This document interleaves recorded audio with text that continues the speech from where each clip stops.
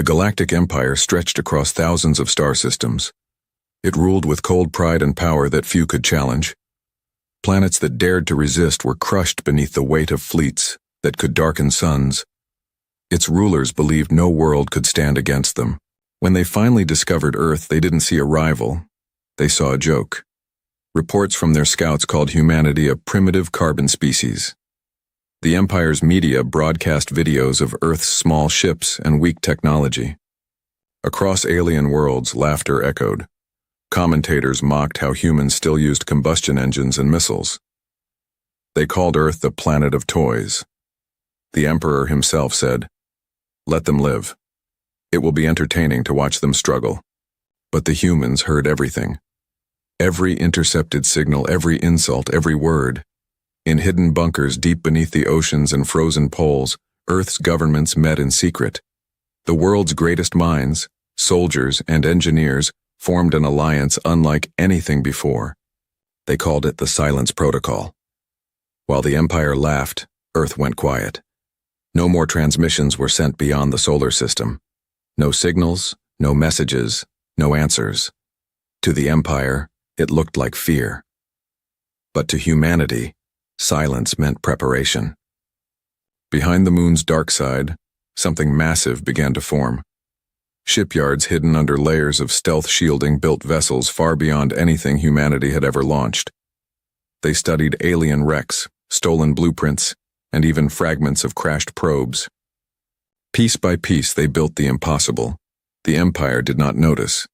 Their attention was elsewhere, on wars that mattered, on enemies they considered real. To them, Earth was dust at the edge of nowhere. But to humanity, every second was precious. Admiral Kane stood in the observation deck of the command ship Erebus, orbiting behind the moon. The stars stretched before him, cold and silent. He remembered the day the first Empire probe entered Earth's orbit. It had hovered above major cities, scanning, recording, mocking their defenses. When humans shot it down, the Empire destroyed 3 orbital stations in retaliation. Kane's wife had been aboard one of them. He never forgot. Now, years later, he looked out into that same cold void with a calm face. Humanity was no longer begging for mercy. They were ready to answer. Beneath the surface of Mars, engineers activated the core of a weapon that no alien empire believed possible, Project Leap. It was a teleportation drive powered by a fusion array so unstable that even testing it was forbidden by Earth's Safety Council. Yet it worked. It could bend space around a fleet and launch it across light years in seconds. Only 3 people in the galaxy knew it existed. Admiral Kane was one of them. On the night of the test, Earth's skies were clear. The Empire's sensors picked up nothing unusual. But from the shadow of the moon, space itself began to shimmer. The light bent, twisted, and rippled like water disturbed by a storm. And then, gone. The Erebus and its escort fleet vanished from all detection. The Empire's analysts thought it was an error, a human malfunction. They laughed again. 2 days later, laughter turned into silence. At the far edge of the Empire's territory, near a mining colony orbiting a red star, alarms screamed. From nothing, human ships appeared. One after another, sleek dark vessels unfolded from distorted space. Before the Empire's fleet could react, they fired. Precision strikes cut through shields and hulls with perfect accuracy. It wasn't just an attack, it was a message. Earth had learned to walk the stars. On every Empire broadcast, panic replaced arrogance. Commanders shouted for explanations, scientists denied what they saw, and officers refused to believe it was humans.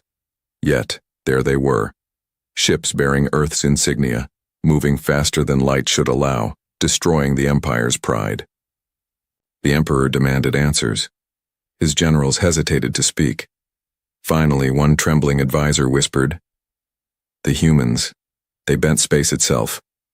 Across the galaxy, worlds that had once laughed at Earth fell silent. For the first time, they felt fear. Back on the Erebus, Admiral Kane watched the battle unfold through his holographic display. Each red marker of the Empire's ships turned blue. destroyed, or disabled. He didn't smile.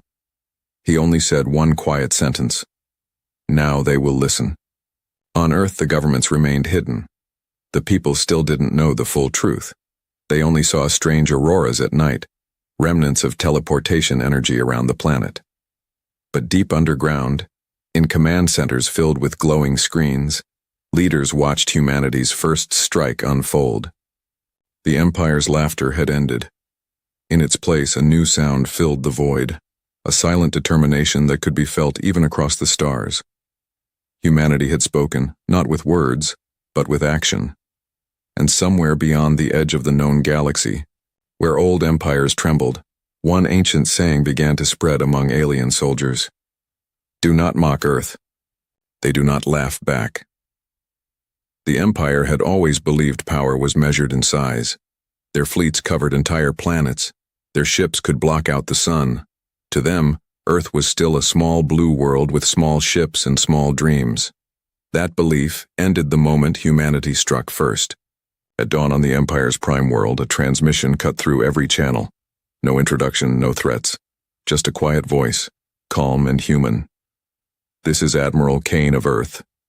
You mocked us. You invaded our skies. Today, we return your laughter. Before the signal could be traced, the stars themselves shifted.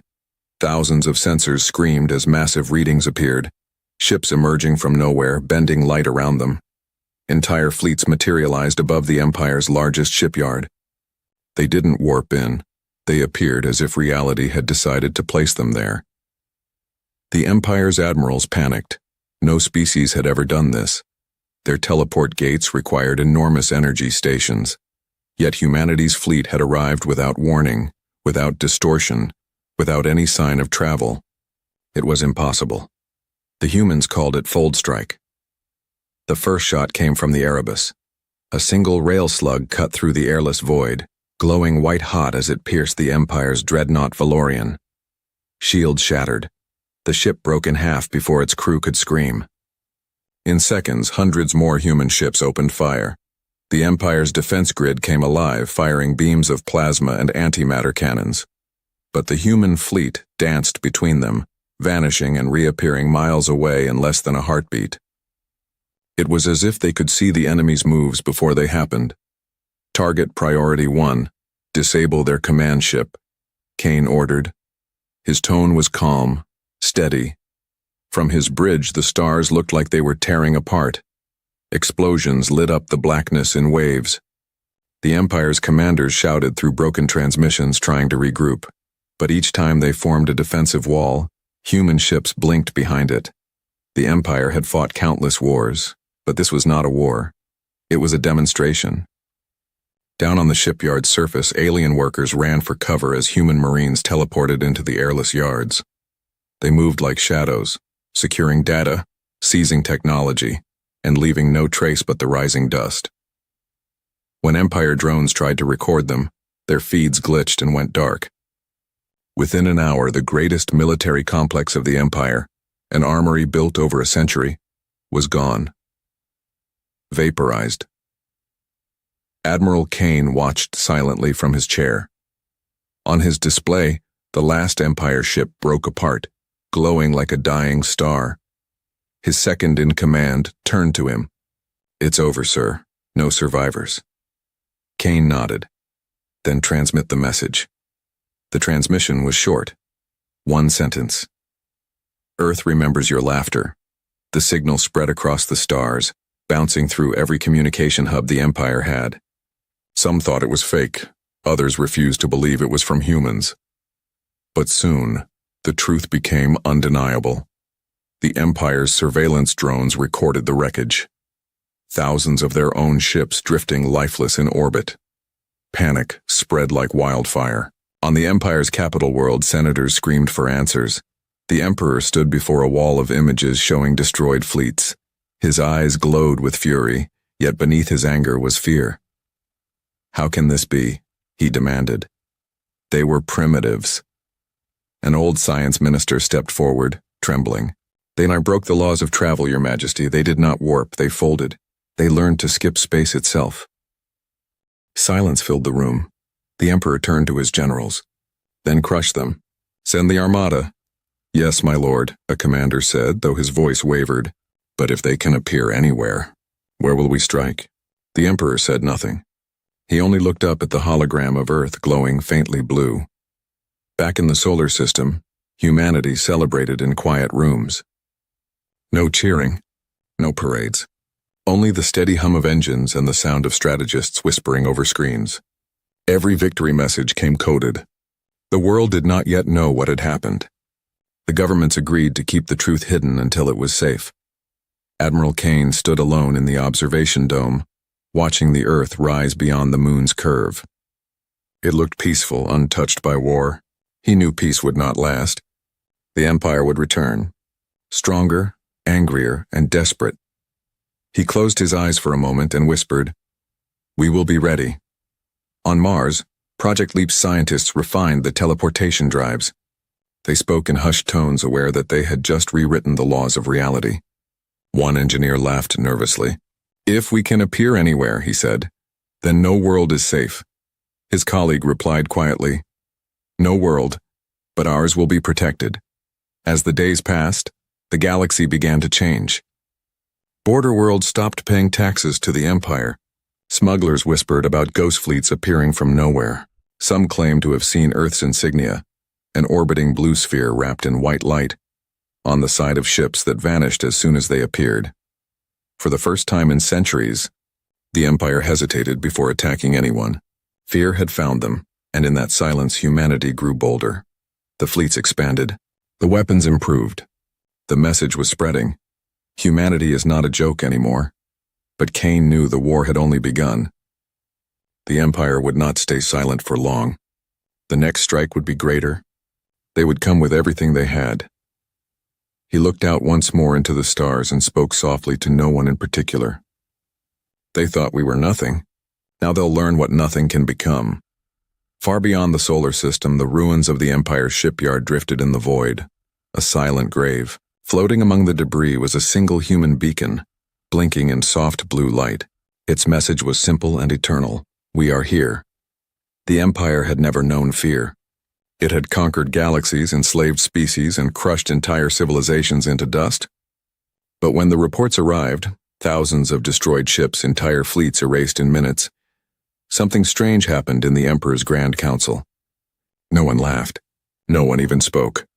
The great rulers of the galaxy sat in silence, watching the replay. Human ships appeared out of nowhere, striking with perfect precision, then vanishing before a counterattack could land. Even the oldest admirals, who had survived 100 wars, stared in disbelief. "This cannot be real," one of them said. "No species can fold space like that," but it was real. Humanity had achieved what the Empire believed impossible. They had found a way to bend the stars themselves. Across the galaxy, the news spread faster than light. Worlds once enslaved by the Empire whispered of hope. If Earth could wound the greatest power in the galaxy, maybe they too could rise. Rebellion kindled like sparks in the dark. On Earth's hidden command station orbiting Mars, Admiral Kane stood before the holomap. Red lights marked Empire fleets, blue lights marked human ones. For the first time in history, the map didn't look one-sided. Humanity was no longer a cornered prey. They were a threat. "Status of fold strike groups?" Kane asked. "All 5 fleets are positioned, Admiral," replied Commander Alara, his second-in-command. "Targets locked on Empire supply lines." Kane nodded slowly. "No speeches. No warnings. Execute." Moments later, the galaxy shifted again. In an instant, humanity's fleets folded through the void, appearing above 20 different Empire worlds at once. No one saw them coming. They didn't fire first. They broadcasted the same sentence everywhere. "This is Earth. We do not seek conquest. We seek balance. Leave us in peace." But when the Empire ignored the warning, the sky burned. Over the planet Valen Prime, the Empire's third-largest fleet assembled to retaliate. Billions of soldiers waited, ready to strike back. The Emperor himself commanded from his throne ship, a monstrous vessel the size of a continent. Its hull gleamed with golden pride. When the first human ship appeared above Valen's atmosphere, the Empire's generals laughed bitterly. "So small," one said. "Just one ship?" Then came another. Then another. Then 1,000. Within seconds, space shimmered with folding distortions. Human ships appeared in perfect formation, encircling the Empire's armada like a silent storm. No sound, no warnings, just light bending around metal and engines humming with impossible power. Admiral Kane's voice came through the comms. Stand down and live. Fight and vanish.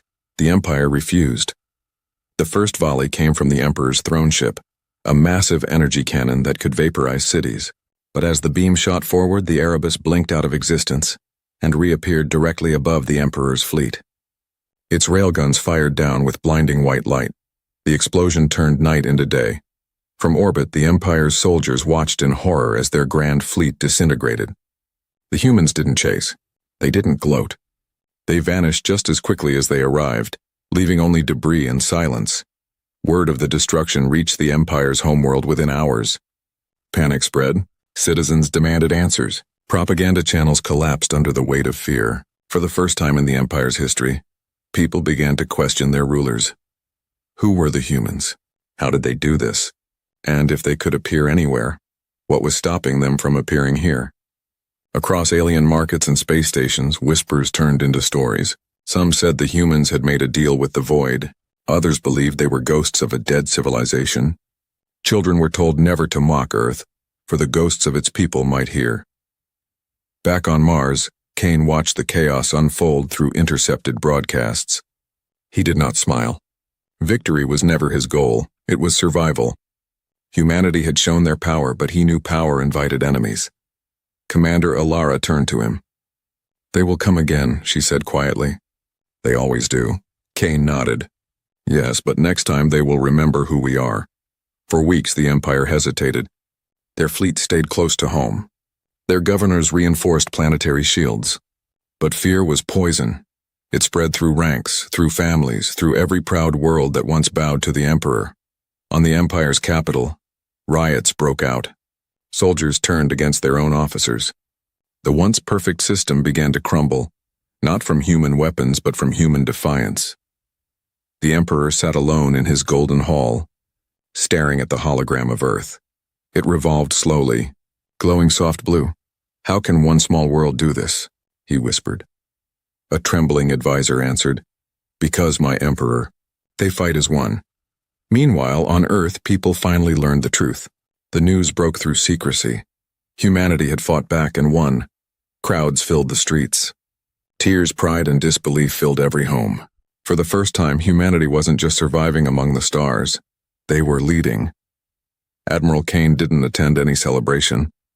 He stood alone on the Erebus, watching the distant sunrise from orbit. The stars looked peaceful again, but he knew the calm wouldn't last. War was coming. A real one. He touched the glass and whispered to the silent sky, "Let them tremble. But never think we wanted this." And as the Erebus drifted quietly through the dark, a faint blue shimmer surrounded its hull, the sign that Project Leap was ready again. Somewhere out there, beyond the reach of Empire sensors, humanity was preparing for the final strike. The galaxy had learned to fear them. But soon they would learn to respect them. The stars had changed. The Empire's banners no longer filled the void with pride. Now they drifted aimlessly beside wreckage and burned metal. Space itself seemed quieter, as if the galaxy was holding its breath. No official message came from the Emperor that day. His fleets had vanished, his admirals silenced, his armies lost in confusion. What once ruled thousands of worlds was now paralyzed by fear, and far away, hidden in the shadow of Jupiter, humanity watched in silence. Admiral Kane stood inside the command chamber of the Erebus. The floor vibrated softly with the hum of folded energy. Holographic displays surrounded him, showing star systems where battles had once raged. Every red marker representing the Empire now blinked blue. The war was over, though no one had officially declared it. He spoke quietly to his officers. "Transmit to all fleets. Cease aggression. Maintain defensive posture only." Commander Alara turned toward him. "You think they'll surrender?" "They already have," Kane replied. "They just haven't realized it yet." Outside, in the endless dark, human ships moved through the void like silent guardians. They no longer attacked. They simply appeared above Imperial worlds and waited. Entire populations would look up to see dark, gleaming ships hovering against their suns. No shots were fired.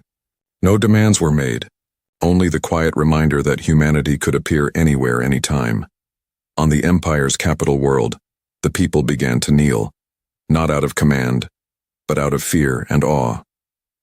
Broadcast captured the moment when a fleet of Earthships appeared above the golden spires of the Imperial Palace, hanging motionless in the crimson sky. They made no threats, no speeches. After 10 minutes, they vanished, leaving the citizens in stunned silence.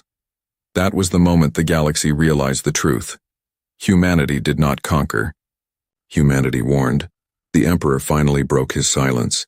He called for peace talks, though his voice trembled when he spoke. "Let us end this madness," he said. "No more blood between our worlds." The transmission reached Earth within hours. In a sealed chamber beneath Geneva, leaders from every nation watched the Emperor's face flicker on a massive screen. He looked broken, pale, and smaller than his legend. For centuries, the Empire had made others bow. Now he bowed his head first. Kane joined the meeting remotely from orbit. His voice filled the room, calm and steady. "Tell the Emperor," he said, "that we will accept peace. But we will not kneel. Not to him. Not to anyone." A pause followed. Then Kane added, "Let the stars remember this day, not as victory, but as balance restored." The leaders agreed. Humanity would not claim new worlds or riches. They would only take back their dignity. When the message was transmitted back to the Empire, the reaction was unlike anything seen before. Entire alien colonies erupted in joy. On distant planets, enslaved species tore down the Empire's banners and replaced them with the image of a blue sphere, the mark of Earth. The name human became more than a word. It became a symbol. But humanity did not celebrate. There were no fireworks, no cheers, no parades. The world went on as usual. People worked, built, dreamed, yet something had changed deep inside them. They knew now what they were capable of. They knew that courage could rewrite the laws of the universe.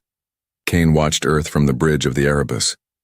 The planet glowed softly beneath him, wrapped in clouds and peace. Commander Alara stepped beside him. "It's strange," she said. "We won a war that no one expected us to fight. Yet it doesn't feel like victory." Kane nodded slowly. "Because real victory isn't destruction," he said. "It's survival." A soft silence followed. The hum of the ship filled the air like a heartbeat. Outside the window, a new dawn rose across the curve of Earth, golden and calm. From orbit, Kane sent one final transmission to the galaxy. His words echoed across thousands of worlds, carried on light and silence.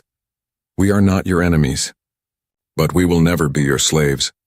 We came not to rule, but to remind you that laughter fades, yet humanity endures." The message repeated only once before fading into static. No one knew where it came from or where it was transmitted, but it spread like wildfire through every star system. On planets where the Empire's flag once flew, children whispered the words before sleep. Soldiers carved them into their armor. Merchants painted them on their ships. "We will never be your slaves."